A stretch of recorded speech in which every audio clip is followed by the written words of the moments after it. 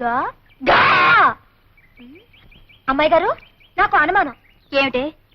ముందు కా రాసి తర్వాత ఖా ఎందుకు రాయాలి?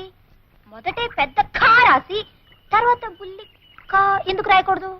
నీ ధర్మ సందేహం పంతులు గారు కదా, మీ బావనే వెళ్ళాడు. మీరే నాకు పంతులు గారు కనుక మీరే నాకు చెప్పాలి. చెప్పండి అమ్మాయి గారు. మొదట కా రాసి తర్వాత ఖా ఎందుకు ఉండాలి?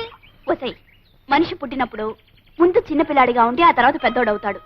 అలాగే అక్షరం కూడా ముందు కా చిన్నదిగా ఉండి ఆ తర్వాత ఖ పెద్దదవుతుంది. లస్కోరా లస్కో, అదన్నమాట సంగతి. చెప్పండి అమ్మాయి గారు. చెప్తాను రాయ్. కా ఖా మెల్లిగానే. లస్కోరా లస్కో. ఏంటో అడ్డంగా కరెక్టావు.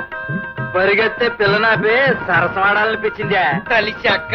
సారా తాగే ముఖానికి సరసం కూడా నేటి.